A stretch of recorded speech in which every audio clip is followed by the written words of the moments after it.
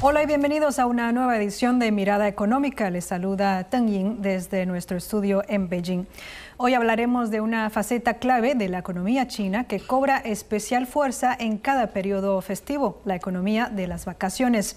En un contexto donde el consumo interno se consolida como uno de los motores del crecimiento, entender cómo las vacaciones impulsan el mercado, generan nuevas tendencias y conectan a China con el mundo es fundamental.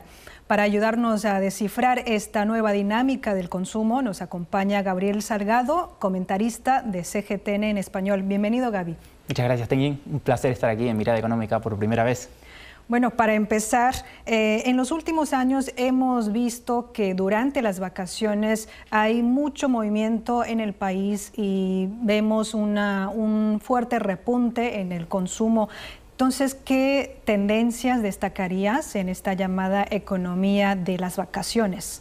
Bueno, en primer lugar, creo que es importante mencionar que justamente la promoción del consumo, la promoción del turismo, forma parte de una estrategia más general del país de mejorar el sector terciario, el sector de los servicios, fundamentalmente. Tiene que ver con esta nueva idea de China de pasar a un modelo de desarrollo de más alta calidad, que esté más basada en los servicios y menos basada en las manufacturas o en el sector secundario, como también se suele decir.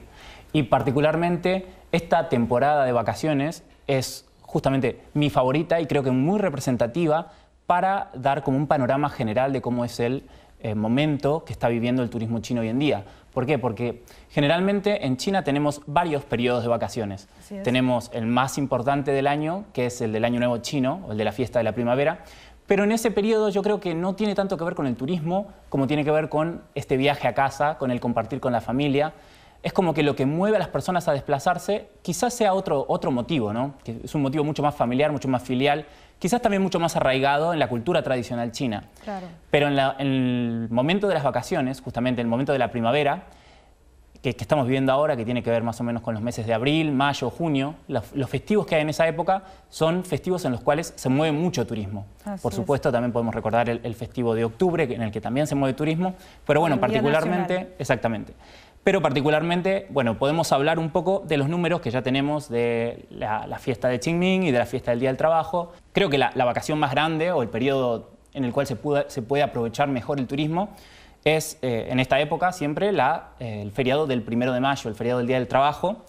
Se movieron en ese feriado 314 millones de turistas domésticos dentro de China y se gastaron más de 180.000 millones de yuanes. Ningún otro puente festivo había generado tal volumen desde 2019. Así que ya estamos hablando de una recuperación plena del turismo en el país, además de una promoción importante. Y ya estamos hablando de que estamos alcanzando nuevos récords, nuevos números que no se veían hacía muchísimos años. Así que ya estamos pudiendo hablar, por lo menos en lo que es de la economía del turismo, de una recuperación económica completa. Entonces, la movilidad turística nacional no solo se ha normalizado, en el sentido de que ha venido creciendo a partir de los últimos años, sino que ha crecido y ha superado holgadamente las referencias anteriores que teníamos. ¿A qué se debe? Bueno, en parte a las nuevas flexibilidades en el transporte. Como sabemos, en los últimos años ya es común que se pongan nuevos trenes, nuevas formaciones, nuevas líneas para llegar a los destinos turísticos de una manera más rápida. Bueno, como decíamos, la variación interanual entre el año pasado y este año, solo en el Día del Trabajo fue de un 6,4% y en la fiesta de Qingming, entre el 4 y el 6 de abril, fue de un 6,3% por arriba. Lo cual quiere decir que no estamos hablando de un fenómeno estacional, sino que ya estamos hablando de un fenómeno estable, de un fenómeno de crecimiento sostenido. Obviamente, en el turismo, cuando uno hace turismo, cuando uno va a otros lugares, lo que está esperando son nuevas experiencias. Entonces, sí quisiera hablar ahora un poco de estas nuevas tendencias en términos de movilidad, en términos de ventas, en términos de hábitos de los consumidores. Entonces, para tomar de referencia el feriado del Día del Trabajo, que es el más grande, como dijimos, 314 millones de desplazamientos. En Qingming tuvimos 126 millones y un número similar se estima para el feriado de la fiesta del Bote del Dragón.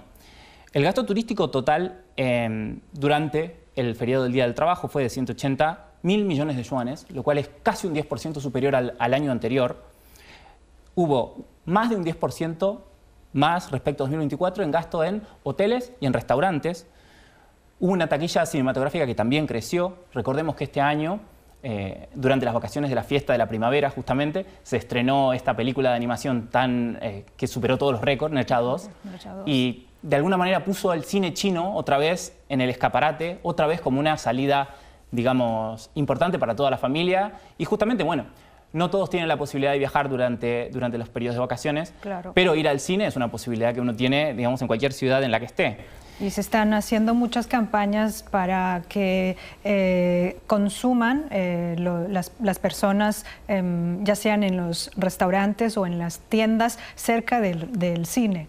Exactamente. Se generan lo que se llaman como conglomerados o clústeres de consumo, en el cual hay, por ejemplo, una de las tendencias más acentuadas en estas últimas vacaciones, justamente creo yo un poco por el clima, que como sabemos el invierno puede ser muy frío en China, pero en la primavera ya es más agradable, que son los famosos Yejing, los mercados nocturnos o las fiestas o las ferias, nocturnas, en los cuales en las distintas ciudades hay como centros comerciales y cerca del centro comercial hay un lugar en el cual se pueden probar bocadillos locales, comer, por ejemplo, comprar productos del patrimonio inmaterial, sí, o cosas típicas, recuerdos.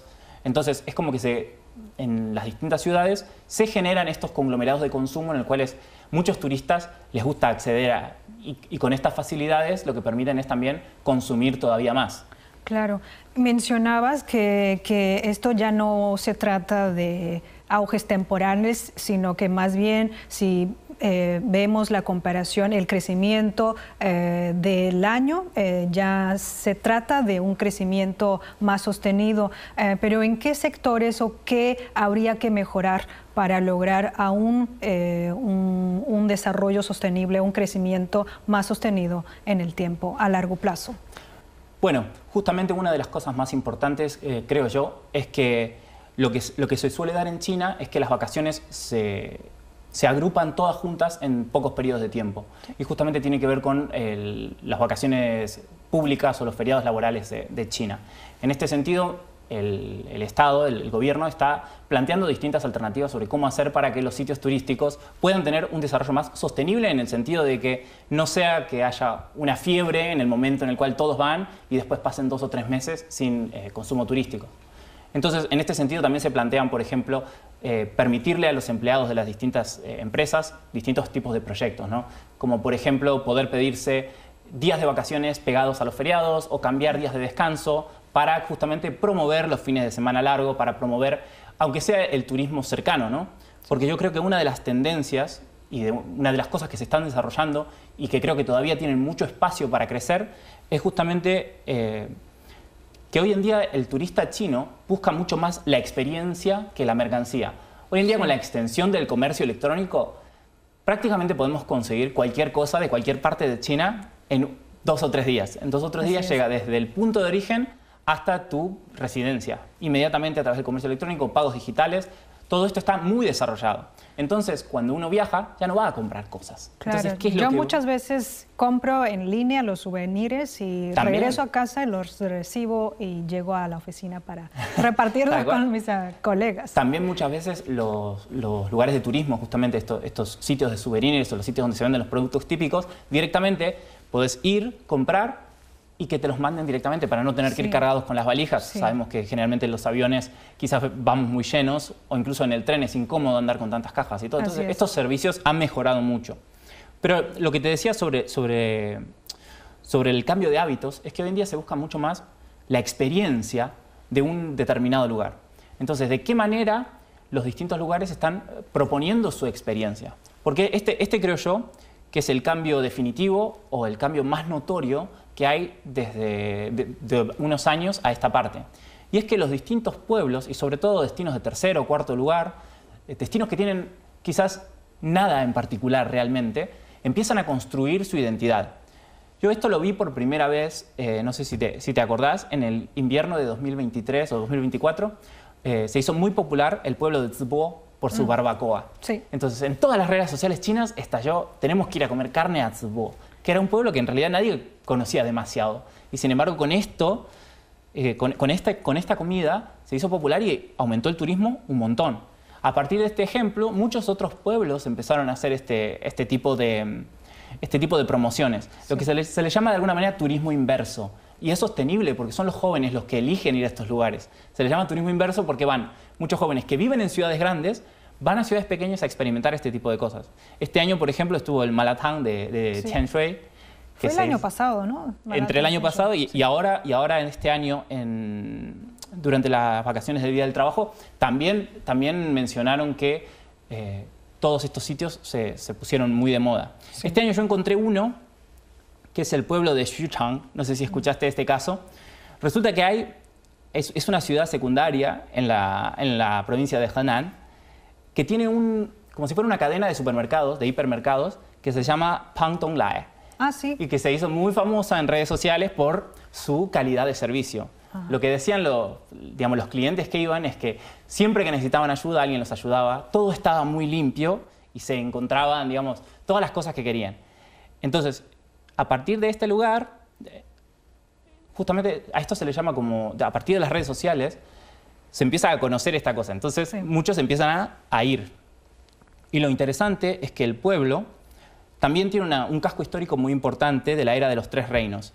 Entonces, lo que hicieron fue como combinar la experiencia de ir al hipermercado, ir a los sitios turísticos y además probar, obviamente, las gastronomías locales. Entonces, por ejemplo, pusieron buses que iban desde el hipermercado hasta la zona histórica, sí, gratuita para los turistas para que puedan ir. Quizá ferries también en las islas. Exactamente. Entonces, en las callejuelas empedradas de la zona histórica también una oferta gastronómica muy importante. Y lo que tenían es que si ibas con el recibo del supermercado a la zona histórica, te daban un descuento. Entonces, el pueblo en general lograba combinar la experiencia que se hizo popular en redes sociales y por la que muchos empezaron a ir con su destino histórico o con la parte, digamos, más cultural y a la vez con el consumo nocturno. Todo esto en una expresión, digamos, de lo que es el turismo inverso, que está muy de moda hoy en día en China. Y el resultado fue increíble. Más de 3 millones de visitantes fueron a este pueblo durante el Día del Trabajo, con una presencia viral en Douyin y en Xiaohongshu, donde lo encontré. Y me pareció que era una narrativa muy como afectiva, que ya no se apunta a venir que es barato o a aprovechar una experiencia así como más genérica o decir relajante, sino que es claro, vení a comprar a este supermercado, a experimentar nuestro estilo de servicio, nuestro estilo de vida local y además, a conocer nuestra historia, ¿no? Entonces creo que desde este punto de vista es un cambio de tendencia muy grande. Bueno, mencionabas el comercio electrónico y también las redes sociales están dejando un impacto en el turismo de hoy en día. ¿Qué más están mejorando la experiencia de los turistas, el avance tecnológico y cómo puede la tecnología abrir nuevos escenarios del consumo? Bueno, y como sabemos, el desarrollo de las tecnologías móviles y las tecnologías de la comunicación en China fue principalmente móvil. Así que todo se basa en el ecosistema de aplicaciones, sea en WeChat, sea en Alipay, sea las propias agencias de turismo o las agencias digitales o los mismos pueblos que crean sus propias aplicaciones, digamos, separadas o mini apps dentro de estas aplicaciones grandes. Entonces, a partir de esto se puede hacer todo. Yo creo que una forma de describirlo es como ir por pasos, ¿no? Sí. Cómo uno va llegando y cómo va interactuando con la tecnología desde que piensa el viaje hasta el momento en el que vuelve. Por ejemplo, una persona encuentra que a partir de su feed de Douyin o de su feed de Xiaohongshu encontró un lugar que le gusta. Ese mismo video tiene un link a una agencia de turismo que vende ese viaje. Entonces, pulsa en ese link y llega a la mini app de la agencia de turismo. La agencia de turismo le ofrece, por ejemplo, hoy en día está muy de moda en Fliggy, que es Feichu, está muy de moda un agente con inteligencia artificial que te planea el viaje entero, te dice desde qué tren te podés tomar, en qué hotel te podés quedar, qué atracciones podés ir, te da los descuentos de ese día. Entonces, todo muy inteligente. Exactamente. Desde ahí, entonces, tenemos el primer clic, llegamos al segundo, sí, son 2 clics. A partir de ahí ya reservó el viaje, ya está hecho. Entonces, esta reducción de la fricción ya no se piensa, directamente se compra. Entonces hace clic en comprar y enseguida le sale la ventana emergente de la aplicación favorita de pago electrónico, sea WeChat Pay, sea Alipay, sea el banco que tenga. Entonces, en 3 clics ya tiene reservado el viaje. Entonces, Una vez que ya está reservado el viaje, cuando se va acercando la fecha, por supuesto, le llegan los recordatorios con inteligencia artificial. Tiene su viaje, le gustaría, por ejemplo, ampliar su servicio a hacer tal cosa, necesita un guía, necesita un servicio especial o lo que sea. Todas estas, digamos, servicios, las agencias digitales ya los tienen muy integrados y casi todo tiene que ver con inteligencia artificial. Habrá que tener cuidado con las estafas también. También, seguramente, seguramente. Pero en general yo creo que hoy en día está todo tan integrado en las grandes plataformas y está todo tan como...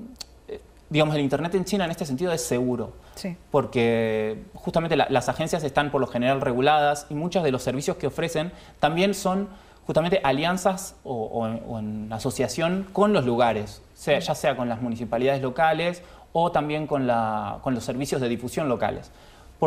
Otra cosa muy importante es que muchas de las provincias y de las ciudades ofrecen como descuentos que son de la ciudad. Por ejemplo, determinado pueblo ofrece un subsidio de un número al consumo en tal calle comercial. Sí. Y ese mismo número ya está integrado dentro de la plataforma de pago, por ejemplo, ya sea de Meituan o de donde sea que usen. Entonces, está todo tan integrado, es todo tan fácil que no solo les permite a los turistas ahorrar, sino que al final de cuentas, cuando se hacen los números económicos, cuando se hacen los números del gasto final, al final por cada subsidio logran más gasto del turista, porque al final el valor percibido es mayor.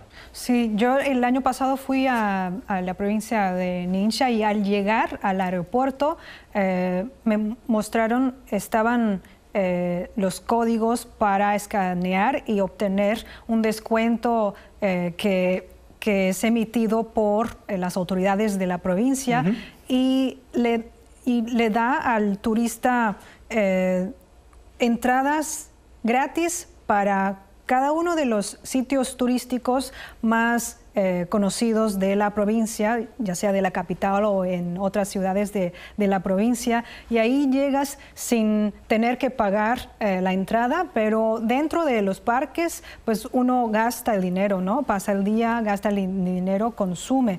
Es muy divertido e interesante tener estos subsidios o descuentos o promociones. Totalmente, hay muchísimas provincias y ciudades. De hecho, una prueba piloto que se hizo en 15 provincias durante la fiesta de la primavera mostró que justamente cuando había estos cupones de descuento, la gente terminaba gastando más, pero claro, percibían que estaban obteniendo más también, porque sí, quizás te dan la entrada gratis, pero adentro decís, bueno, no pagué entrada, entonces compro algo para comer, compro algo para beber. Entonces, claro, al final un pequeño subsidio en una entrada termina siendo un gran beneficio para la comunidad. Y en este sentido, creo que otra cosa destacable es que a nivel local, los gobiernos tanto provinciales como municipales, como al nivel del distrito mínimo, realmente se han convertido en guías turísticos. O sea, los funcionarios se han convertido en guías turísticos, todos saben cuál es el patrimonio inmaterial que está enlistado en el lote reconocido por el gobierno nacional, cuáles son los sitios arquitectónicos de la provincia reconocidos por la UNESCO.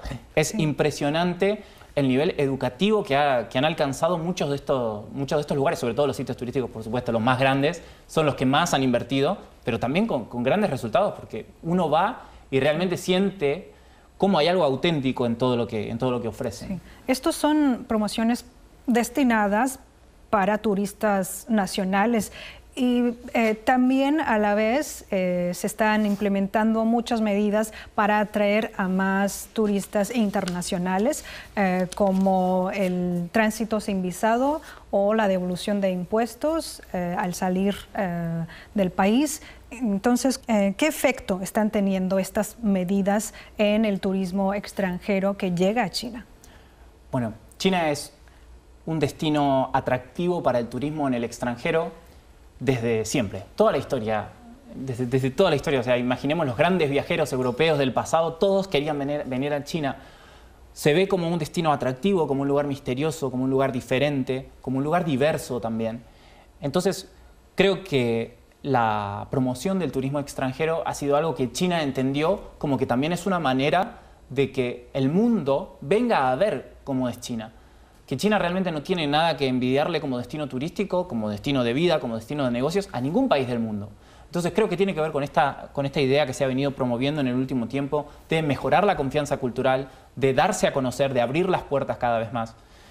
Y creo que realmente ha sido un proceso de apertura que ha ido en avanzada. Primero tuvimos prácticamente en los medios de comunicación, decíamos, bueno, ¿cuántas horas de tránsito sin visado tenemos? Y empezaron haciendo 120 horas, después 240 horas. Ya no sabíamos cuántas horas eran de... Ahora son 200 quizá. 240 son 10 días que uno se puede quedar en China si viene sin visado. De hecho, he tenido amigos que vinieron, que iban, por ejemplo, desde otro país y hicieron tránsito por China a propósito para aprovechar el turismo sin visado. El tránsito sin visado, como se llama, que en realidad en 10 días es una vacación casi completa. Quizás no alcanza para ver muchos destinos, pero 1 o 2 ciudades uno puede ver en China. Entonces, creo que además de ser una forma muy interesante de promover el consumo, de dejar que los extranjeros vengan a China, también es una manera, esta política en particular, es una manera de mostrar un poco. Entonces, si querés más, quizás en el futuro podés planificar un viaje entero a China. Claro. Y es lo que ha pasado realmente. Mucha gente vino 3, 4 días y digo, China es mucho mejor o muy diferente de lo que pensaba, quiero ver más. Entonces, a partir de esa demanda también tenemos que, claro, que se amplían las exenciones de visados para algunos países. Como sabemos, los visados en realidad suelen ser trámites burocráticos que lo que uno hace es aumentar el tiempo de planificación de viaje, poner papeles en el medio y justamente... para un tránsito corto, para una visita corta de turismo, de consumo, muchas veces al turista como que lo detienen un poco en su planificación. Sí, es lo que hablábamos antes, ¿no? La facilidad de decir en 2 clics, hoy en día, en 3 clics estás en China. Compras el vuelo, puede ser por agencia o puede ser individual, y ya a partir de ahí ya está, ya no necesitas hacer el trámite en la embajada de tu país. Así que creo que para los extranjeros es una política súper favorable y de hecho lo estamos viendo. Si uno va a las zonas turísticas de Beijing, hay muchísimos turistas extranjeros de todas partes del mundo.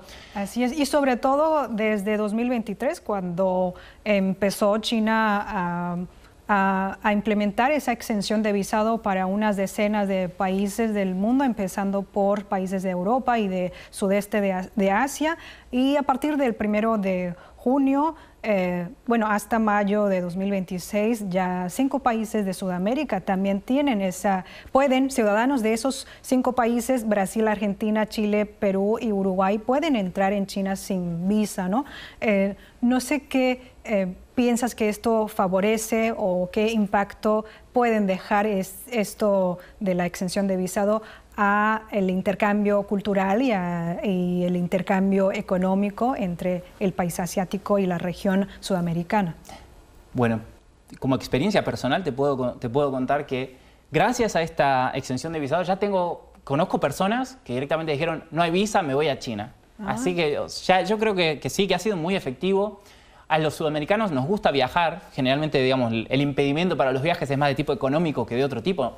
El sudamericano es aventurero, le gusta conocer destinos nuevos, sobre todo lugares a los que otros no han ido y poder mostrarlo y poder, digamos, por así decirlo, presumir de su conocimiento del mundo. Y digamos que China es un país perfecto. Pasa en todo el mundo. Exactamente, es perfecto para esto. Yo estuve buscando los datos para ver cómo había impactado esto en las plataformas de viaje extranjeras y encontré que en cuanto cayó el requisito de visado para, recordemos, Brasil, Argentina, Chile, Perú y Uruguay, aumentaron un 90% las búsquedas, directamente, las búsquedas para ir a China.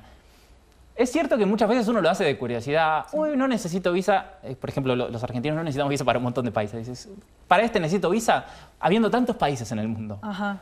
Uno mira también. Eso también es cierto, que los países que tenemos la suerte de ser exentos de visa en muchos lugares, miramos, si necesitamos visa es como, mejor vamos a otro lugar, hay tantos destinos en el mundo. Entonces, bueno, un 90% de aumento es un montón.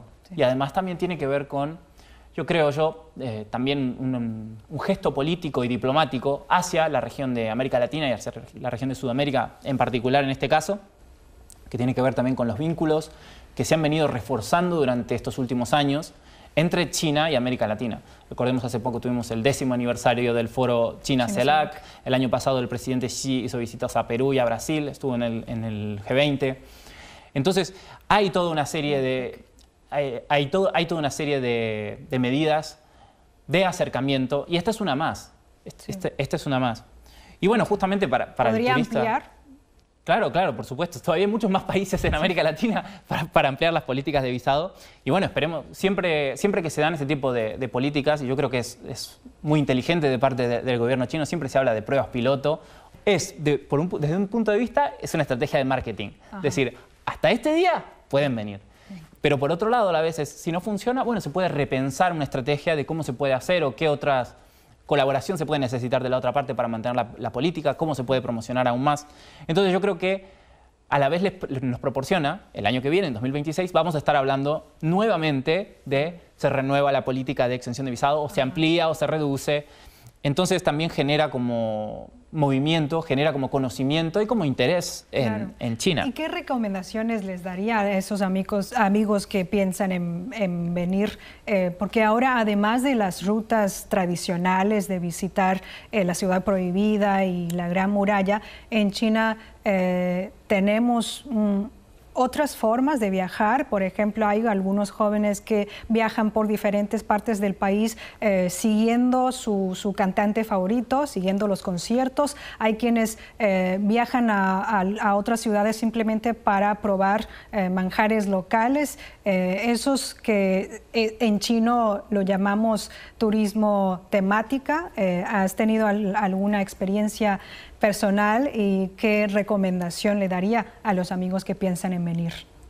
Bueno, respecto digamos, de los extranjeros que vienen a China por primera vez, creo que lo fundamental, más que el turismo, es hacer el turismo temático de China, ir a los lugares típicos de China. No pueden dejar de ir a la Gran Muralla, no pueden dejar de ir a Shanghai, a ver los guerreros de terracota de Xi'an. Te lo digo porque hice muchas entrevistas a turistas extranjeros que estuvieron en China. Por ejemplo, a principios de este año estuve en la provincia de Guangxi, que estaba con un grupo de turistas españoles que estaban visitando la región de Yangshuo, también muy recomendable para cualquier extranjero que quiera venir a China. Los paisajes kársticos de la provincia de Guangxi son, yo creo que es mi destino, paisajísticamente hablando, favorito, además de una zona de gastronomía muy buena y que está muy preparada para el turismo extranjero, justamente porque son una de las primeras zonas que se abrió al turismo extranjero.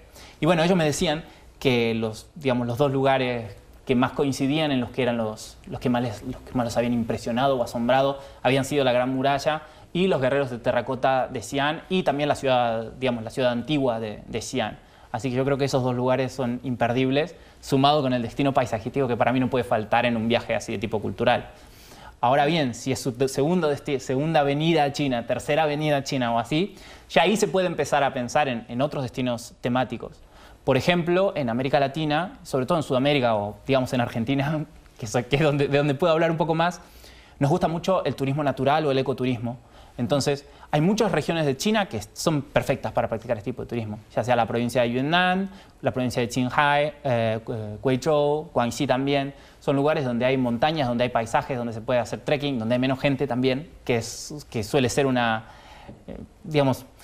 característica importante para practicar ese tipo de turismo, estar más en contacto con la naturaleza, pero a la vez las personas que hay, muchas veces uno se puede alejar quizás hacia las aldeas más pequeñas o hacia los pueblos más típicos. Entonces uno puede experimentar de verdad, por ejemplo, la vida rural, como es hoy en día en China.